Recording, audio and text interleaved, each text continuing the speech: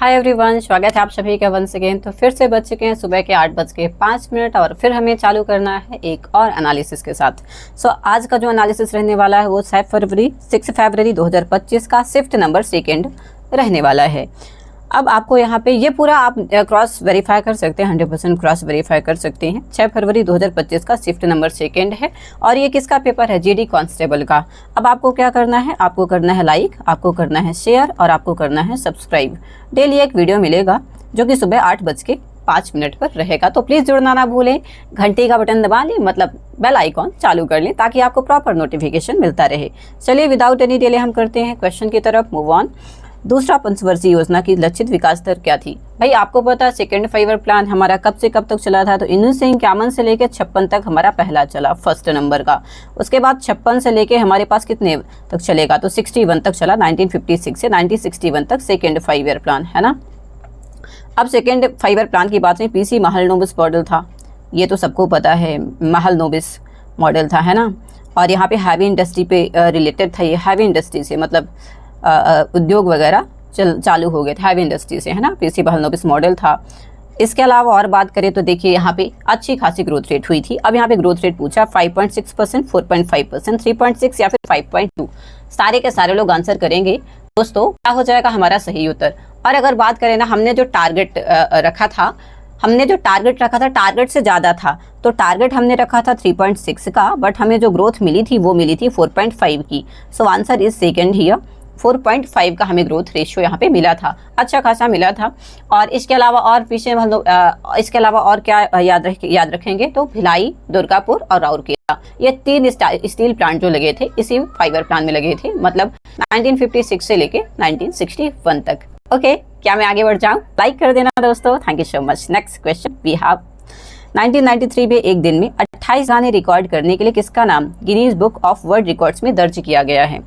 Whose name was recorded in the Guinness Book for recording 28 songs in one day in 1993?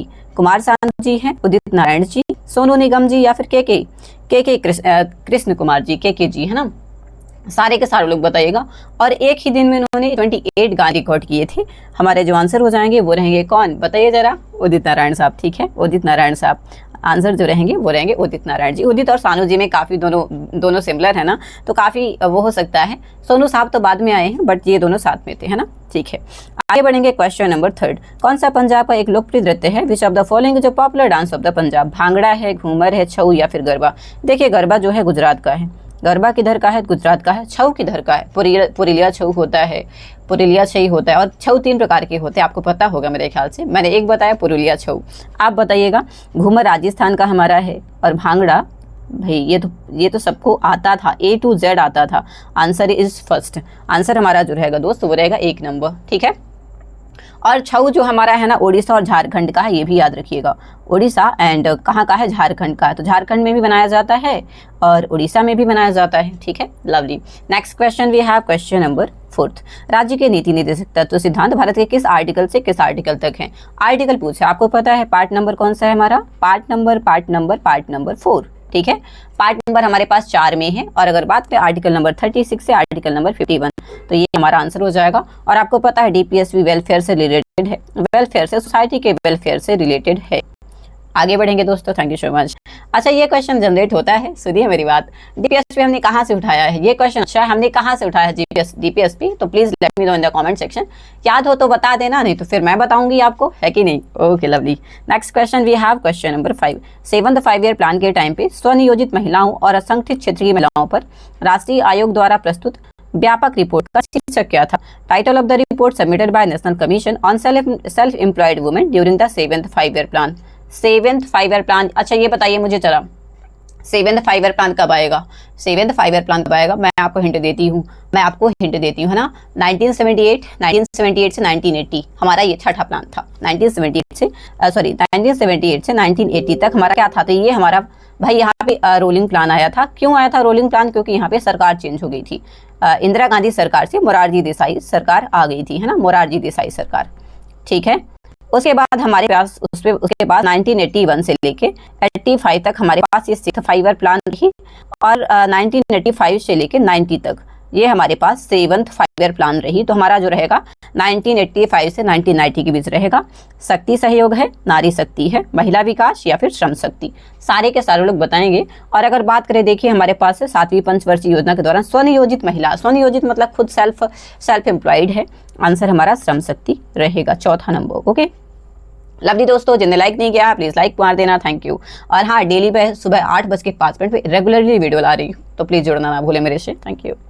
Next question हमारे पास है, ऋग्वेद में लिखित प्रार्थनाओं को किस नाम से जाना जाता है? By which of the following names are the prayers written in Rigveda known? सूक्त कहते हैं, काव्य कहते हैं, श्लोक या फिर ऋचा? बताइएगा सारे लोग, सारे के सारे लोग बताएंगे। और अगर हम बात करें ना, हमारे पास कितने सूक्त हैं अभी राइट ना, हमारे पास कितने सूक्त हैं, तो हमारे पास 1028 सूक्त हैं। और हम क्या कहते हैं, प्रेयर्स को जो ऋग्वेद में लिखी हैं उन्हें हम सूक्त कहते हैं। आंसर इज ए, है ना, आंसर इज क्या रहेगा दोस्तों? तो आंसर हमारा ए नंबर हो जाएगा। लवली। नेक्स्ट क्वेश्चन हमारे पास है क्वेश्चन नंबर 7। पब्लिक डेट का सबसे अच्छा वर्णन कौन करता है? पब्लिक डेट के बारे में सबसे अच्छा क्या बताता है? विच of the following best describe public debt? सरकार द्वारा अपने ऋणदाताओं को दे कुल धनराशि, सरकार द्वारा अपने ऋणदाताओं को, सरकार के जो क्रेडिटर हैं उनको दिया हुआ कुल धन, सरकार द्वारा उत्पन्न कुल राजस्व जितना इनकम हुई है, सरकार द्वारा कुल टोटल किया गया इन्वेस्टमेंट, या फिर किसी देश के नागरिकों द्वारा दे कुल धनराशि। तो हमारे पास जो रहेगा, अगर ऋण की बात करें, लोन देती है अगर सरकार, सो डेफिनेटली हमारा जो आंसर रहेगा वो रहेगा सरकार द्वारा अपने क्रेडिटर्स को दिया गया धन, public debt. Public debt, debt मतलब कर्जा, उधार दे रही है कर्जा सरकार, किसको? आदमियों को, मतलब जनता को, देश की जनता को। आंसर हमारा 1 नंबर रहेगा, ठीक है, थैंक यू। आई होप आप सबको पसंद आ रहा होगा मेरा वीडियो। एंड और जहाँ भी पसंद ना आए, सुनिए मेरी बात सुनिए, जहाँ भी पसंद ना आए, आप थोड़ा ज़्यादा एक्स्ट्रा अगर ऐड करना चाहें तो डेफिनेटली ऐड करिए प्लीज़, है ना, मैं बिल्कुल ओपन हूँ बताने के लिए, अगर आप मुझे कोई जानकारी देते हैं तो कमेंट सेक्शन में।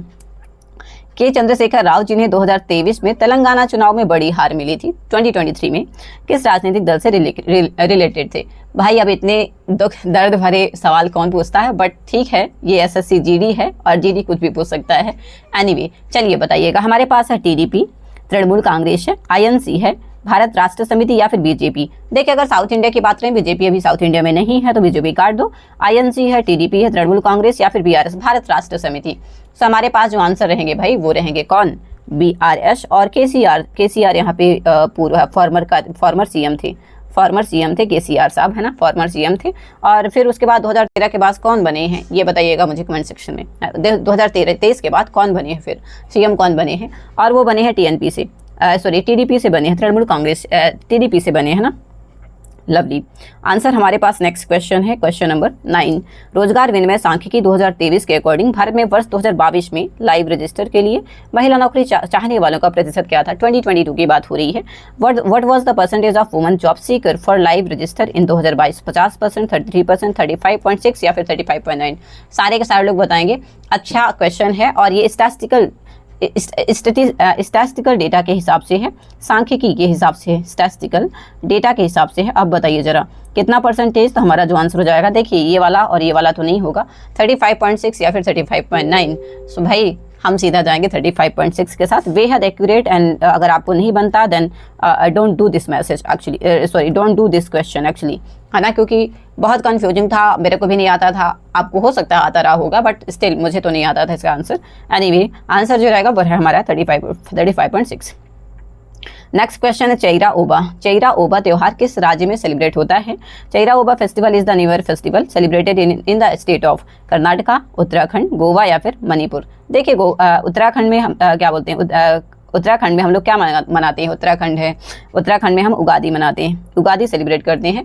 कर्नाटका में क्या सेलिब्रेट करते हैं प्लीज़ बताइएगा। और इसके साथ साथ हमारे पास गोवा है, गोवा में घोड़ा कूदनी है और मतलब पारसी कम्युनिटी ज़्यादा है वहाँ पे, इस वजह से घोड़ा कूदनी वगैरह ये फेस्टिवल ज़्यादा मनाए जाते हैं। घोड़ा कूदनी है और भी कई सारे हैं। अब हमारे पास है मणिपुर। मणिपुर में देखिए कुकी और मैतेई आपने केस बहुत सुना होगा, कुकी मैतेई केस बहुत सुना होगा। और हमारा जो रहेगा यहाँ पे मैतेई ट्राइब से सेलिब्रेट करती है, चैरा ओबा फेस्टिवल है और ये न्यू ईयर फेस्टिवल है, याद रखिएगा। कर्नाटका का एक फेस्टिवल आपको कमेंट सेक्शन में मुझे कमेंट करना है। थैंक यू दोस्तों, आई होप आपको वीडियो पसंद आ रहा होगा, जिनको पसंद आ रहा है भाई, और जिनको नहीं भी पसंद आ रहा मुझे मेरी गलतियां बताइए कमेंट सेक्शन में। जिनको पसंद आ रहा है लाइक कर दीजिए। एक दूसरा चैनल है मेरा विराट विजन के नाम से, जिसमें मैं डेली लाइव करती हूँ 9:05 PM से लेके 11 PM तक एवरी डे। और इसमें होता क्या है, लाइव मॉक टेस्ट होता है। लाइव मॉक टेस्ट का हम एनालिसिस करते हैं, जो कि अभी चल रहा है एसएससी सीजीएल का मेरे ख्याल से 15 सितंबर 2025 का मॉक टेस्ट चल रहा है अभी। तो प्लीज़ मेरे साथ जुड़ना ना भूलें। एवरीडे 9:05 to 11 PM एवरीडे, जिसमें से चारों subject maths, reasoning, science, GK, maths, reasoning, English और जीके, है ना। Thank you. नेक्स्ट क्वेश्चन, तो आंसर इज यहाँ पे मणिपुर। ओके, नेक्स्ट क्वेश्चन हमारे पास है क्वेश्चन नंबर 11। संगीत नाटक अकेडमी अवार्ड जो है, जो कि प्रदर्शन कला के क्षेत्र में शीर्ष संस्था है, की स्थापना कब हुई थी? संगीत नाटक अकेडमी कब हुई थी? 1961, 1953, 49 या फिर 1963? अच्छा क्वेश्चन हो जाता है ये। और अगर बात करें हमारे जो पहले एजुकेशन मिनिस्टर थे, फर्स्ट एजुकेशन मिनिस्टर थे, नाम क्या था आपको बताना है। एनीवे बता देना, फर्स्ट एजुकेशन मिनिस्टर जो थे हमारे पास मौलाना अबुल कलाम आज़ाद। मौलाना अबुल कलाम आज़ाद जो थे हमारे पहले चीफ एजुकेशन मिनिस्टर, पहले फर्स्ट एजुकेशन मिनिस्टर। उनने इसे क्या किया था, एस्टैब्लिश किया था। और कब किया था? तो डेफिनेटली 1953 में, है ना। 1949 इज टू अर्ली, 1963 है बाकी। तो हमारा जो आंसर रहेगा वो रहेगा 2 number, 1953। Okay, thank you so much दोस्तों, बहुत शुक्रिया। आई होप आप सबको वीडियो पसंद आ रहा होगा। Lovely. Next question, Audible and visual both होंगी मैं, ऐसा मैं उम्मीद करती हूँ। नेक्स्ट क्वेश्चन हमारे पास है क्वेश्चन नंबर 12। आईसीसी पुरुष क्रिकेट विश्व कप 2023 ओडीआई टूर्नामेंट में सबसे ज्यादा विकेट लेने वाले तेज गेंदबाज कौन बने हैं? अब मुझे नहीं लगता भाई 2023 की बात हो रही, ओडीआई की बात हो रही है। कोई भी, चलो लड़कियां पीछे होती हैं क्रिकेट में, but boys are so active, है ना। ऑप्शन हमारे पास है मोहम्मद शमी है, जसप्रीत बुमराह जी हैं, कुलदीप यादव जी या फिर मोहम्मद सिराज। ये क्वेश्चन आपको बताना है। और मैं बस इतना बता देती हूँ, यहाँ पे 24 विकेट लिए थे इन्होंने। कितने विकेट लिए थे भाई? 24 विकेट लिए थे भाई, 24 विकेट लिए गए थे। चलो बताओ आंसर इसका, बताना मुझे कमेंट सेक्शन में। Thank you so much. Next question we have question number 13। राष्ट्रीय बहुआयामी गरीबी सूचकांक 2023 के अकॉर्डिंग किस केंद्र शासित प्रदेश में बहुआयामी रूप से गरीब जनसंख्या प्रतिशत सबसे कम है? Which UT has the least percentage of multi-dimensionally poor population? सबसे ज्यादा गरीब जनता कहाँ पे? यूटी की बात हो रही है। चंडीगढ़ है, लक्षद्वीप है, दिल्ली या फिर पुदुचेरी? प्लीज आंसर सारे लोग। और सबसे ज्यादा गरीबी का स्तर कहाँ पे कम है? सॉरी, लीस्ट लिखा, सबसे कम कहाँ पे गरीब हैं? सबसे कम गरीब कहाँ पे हैं?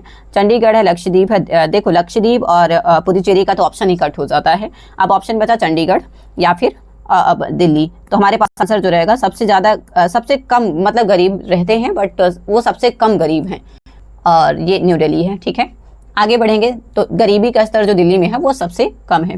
नेक्स्ट क्वेश्चन हमारे पास है क्वेश्चन नंबर 14। भारत के संविधान के अकॉर्डिंग राज्य की वास्तविक कार्यकारी रियल एग्जीक्यूटिव किसे माना जाता है? According to constitution of India, who is considered as the real executive of a state? Deputy CM, chief minister, governor या फिर स्पीकर? देखिए डिप्टी सीएम का पद तो तब से आया जब से बीजेपी गवर्नमेंट आई। ऐसा कॉन्स्टिट्यूशन में डिप्टी सीएम का पद नहीं है, याद रखिएगा। डिप्टी सीएम का कोई ऐसा पद नहीं है, सिर्फ नाम के लिए रखा जाता है कि भाई तेरे पास भी है, मतलब एक पार्टी ऐसा कुछ डिसाइड कर देती है, वो पार्टी का है। बाकी कॉन्स्टिट्यूशनल डिप्टी सीएम का कोई पद नहीं है। ठीक है, अब हमारे पास है चीफ मिनिस्टर, राज्यपाल या फिर अध्यक्ष। डेफिनेटली हमारे क्या आंसर हो जाएंगे बताइए जरा। तो रियल पावर जो होती है वो तो सीएम के पास ही होती है, गवर्नर तो नाम मात्र के होते हैं, जैसे हमारे डीजी और हेड हैं, जैसे हमारे राष्ट्रपति हैं, सेंट्रल में पीएम है ना। सिमिलरली स्टेट में हमारे गवर्नर हैं और स्टेट में सीएम है। तो सीएम के पास ओरिजिनल पावर, नाम मात्र के पावर गवर्नर। हाँ, सभा भंग कर सकते हैं, ये अलग बात है। नेक्स्ट क्वेश्चन हमारे पास है AAI 50th अखिल भारतीय अंतर संस्थागत टेबल टेनिस चैंपियनशिप 2023 का आयोजन किसके द्वारा हुआ था? Who organised the AAI the 50th all India international inter institutional table tennis championship 2023? Andhra ने किया था, तेलंगाना ने, मध्य MP ने या फिर गुजरात ने? अच्छा क्वेश्चन बन जाता है। और अगर मैं बताऊं यहाँ पे, हालांकि मैं बता दूंगी ये प्लेस का नाम तो आपको बच जाएगा। विशाखापत्तनम में हुआ था। कहाँ हुआ था? विशाखापत्तनम में। चलो बता दो भाई, विशाखापत्तनम में हुआ था मतलब कहाँ पे? आंध्रा है, तेलंगाना है, मध्य प्रदेश, गुजरात। इन दोनों को तो काट ही दो में से ऑप्शन बताना आप, है ना मुझे। Thank you. नेक्स्ट क्वेश्चन है क्वेश्चन नंबर 16। अरे यार, ये मैथ्स का क्वेश्चन कैसे आ गया? नहीं, मैथ्स का क्वेश्चन नहीं है, सॉरी, ये फिजिक्स का क्वेश्चन है। चलो फिजिक्स समझने वाले खड़े हो, हाथ उठाओ अपना। एक वस्तु को 20 मीटर की ऊंचाई से शून्य प्रारंभिक संवेग मोमेंटम के साथ गिराया जाता है यदि 40 kg पर मीटर से सेकंड के स्क्वायर से के संवेग से ये जमीन से टकराती है, तो उसका मास निकालना है हमें। जी बराबर हमारे पास 10 मीटर पर स्क्वायर है। तो फिजिक्स का कैलकुलेशन करना है मास ऑफ द बॉडी। अब मास ऑफ द बॉडी का अगर फॉर्मूला किसी को पता हो तो 2 इंटू करिएगा, 10 इंटू और 20 कर दीजिएगा और रूट ओवर लगा दीजिएगा, बस इतना ही करना है, इससे ज़्यादा कुछ नहीं करना है। तो भाई अगर हम बात करेंगे 400 आएगा, और 400 का क्या होता है, 400 का 20 होता है, 20 होता है, 20 मीटर। बट हमारे पास ऑप्शन में क्या क्या है, हाँ अब ये बोल दिया है क्या 10 जी बराबर 10 मीटर पर स्क्वायर, तो भाई बटे में कर देना। Answer is second number, answer is second number, मतलब चौथा नंबर हमारा यहाँ पे सही उत्तर हो जाएगा। केजी में करना है भाई, केजी में करना है, 2 kg है ना, 2 kg, केजी में करना है तो केजी में हमारे आएगा। आगे बढ़ेंगे, नेक्स्ट क्वेश्चन है क्वेश्चन नंबर 17। मेरी फिजिक्स और केमिस्ट्री इतनी अच्छी नहीं है दोस्त, अगर मैं गलत भी बताऊँ ना तो मुझे करेक्ट कर देना in the comment section. Thank you so much everyone, बहुत शुक्रिया, लाइक करके जरूर जाना, थैंक यू। स्वामी दयानंद सरस्वती के नेतृत्व में किस आंदोलन ने वेदों की शिक्षाओं की ओर लौटने की वकालत की है ना, go back to Vedas. Which movement advocated for a return to the teachings of the Vedas, Brahmo Samaj, Arya Samaj, प्रार्थना समाज या फिर अलीगढ़ मूवमेंट। सारे लोग बताएंगे। अब अगर हम बात करें तो देखिए ब्रह्म समाज में आर राजा राम मोहन रॉय मोनोगामी को ये फॉलो करते थे, मतलब एक ही मोनोगामी मतलब शादी होता है, मोनोथिज्म को फॉलो करते थे, एक ही भगवान को मानो, गामी नहीं, मोनोथिज्म को फॉलो करते थे, मतलब एक ही ईश्वर में विश्वास रखो, ऐसा करके ये मोनोथिज्म को फॉलो करते थे। सती प्रथा को एंड करवाने में इनका काफ़ी योगदान रहा है। ब्रह्म समाज की बात करें 1814 में ये इसका नाम ब्रह्म समाज 1814 में, पहले इसका नाम क्या था आपको बताना है, पहले इसका नाम आत्मीय सभा था 1814 में, 1828 आते आते नाम इसका जो चेंज पर हो गया था वो ब्रह्म समाज हो गया था, और 1829 में इन्होंने बेंटिक के साथ मिलकर, विलियम बेंटिक के साथ मिलकर सती प्रथा का एंड किया था। सती प्रथा को एंड करने में इनका काफ़ी रोल रहा है, तो ये याद रखिएगा। आर्य समाज की बात करें, आर्य समाज हमारा सही उत्तर हो जाएगा। प्रार्थना समाज की बात करें तो यहाँ पे आप आत्माराम पांडुरंग, ये याद रखिएगा, बहुत जरूरी है, आत्माराम पांडुरंग और इसके साथ साथ MG रानाडे, इनको याद रखिएगा। अच्छा ये बताइए चलिए ये कब बना था, ये बना कब था। और अलीगढ़ आंदोलन तो भाई मुस्लिम भाइयों को याद रख लीजिएगा, मुस्लिम भाइयों को याद रख लीजिएगा, तो ये आपको बन जाएगा, ठीक है, थैंक यू। नेक्स्ट क्वेश्चन हमारे पास है, तो आंसर इज सेकेंड नंबर, आत्मा आर्य समाज। नेक्स्ट क्वेश्चन हमारे पास है, मानव शरीर में दांतों के एनिमल को बनाने वाले पदार्थ का रासायनिक नाम क्या है। What is the chemical name of the substance that forms the tooth animal. Calcium है, कैल्शियम हाइड्रोक्सीपेटाइट है, सोडियम या फिर हाइड्रोक्लोरिक एसिड है। सारे के सारे लोग बताएंगे हमारा क्या आंसर हो जाएगा। Thank you so much everyone. और ये हमारी बॉडी का ना सबसे कहूँ कि सबसे सॉलिड पार्ट होता है, सबसे कठोर पदार्थ होता है कैल्शियम हाइड्रोक्सीपेटाइट, ठीक है। तो हमारा एनिमल जो होता है, जो फाड़ने वाले दांत होते हैं, लाइक दिस, तो ये वाले जो दांत होते हैं वो क्या होते हैं, शायद मैंने गलत बता दिया, हाँ गलत बता दिया, सॉरी, फाड़ने वाला दांत नहीं है। तो हमारा जो आंसर हो जाएगा कैल्शियम हाइड्रोक्सीपेटाइट, है ना। थैंक यू, बहुत शुक्रिया। मैं भी आपकी तरह स्टूडेंट हूँ, तो कुछ चीज़ें जो मुझे याद रहती है मैं आपको बताती रहती हूँ, जो चीज़ें नहीं याद रहती तो मैं आपसे पूछ लेती हूँ, तो हमारी दोनों की हेल्प हो जाएगी, है ना। Thank you so much. Negative comment मत करा करो यार, थैंक यू। आगे बढ़ेंगे, निम्नलिखित में से क्या जल संरक्षण में सहायता कर सकता है। विच of the following can help in water conservation. Rain water harvesting है, जल उपचार कारखानों की स्थापना है, पेयजल की आपूर्ति को आधा करना है, एंड जीव जंतुओं की आबादी को कम करने के लिए मारना है। भाई जल संरक्षण की बात हो रही है, तो जल संरक्षण की बात हो रही है तो हम बारिश के पानी को क्या करें, स्टोर करके रखें। बारिश के पानी को हम क्या करें, स्टोर करके रखें, रेन वाटर हार्वेस्टिंग करें, ठीक है। बस लास्ट क्वेश्चन आज का हमारा है, गोवा राज्य के विधानसभा क्षेत्रों में अनुसूचित जनजातियों के प्रतिनिधित्व के पुनर्समायोजन बिल विधेयक 2024 के तहत ST समुदायों की जनसंख्या का अनुमान लगाने के लिए जनगणना आयुक्त को नियुक्त करने की शक्ति किसके पास है। Who has the power to appoint the census commissioner. सीधा पूछा है, हमारे पास union ministry of tribal affair, supreme court, state government, central government. और ये हमारा जो आंसर हो जाएगा दोस्तों वो रहेगा 1 number, union ministry of tribal affairs, ठीक है। Thank you so much everyone, बहुत शुक्रिया। Please do like, share and subscribe. I hope मजा आया होगा आपको मेरे साथ पढ़ने में। मैं अपना 100% दे रही हूँ दोस्त, तो प्लीज़ मुझे भी सपोर्ट करें लाइक, शेयर और सब्सक्राइब करके। Thank you so much, till then see ya. और जिनका भी अपकमिंग पेपर है GD का, तो लेट मी नो कि भाई आपका पेपर कब है, and I wish you very good luck दोस्त, कि आपका बहुत बहुत बहुत अच्छा पेपर जाए। थैंक यू सो मच, मिलते हैं नेक्स्ट वीडियो में, टिल देन सी या। थैंक यू सो मच, बहुत शुक्रिया, thank you, all the best, thank you.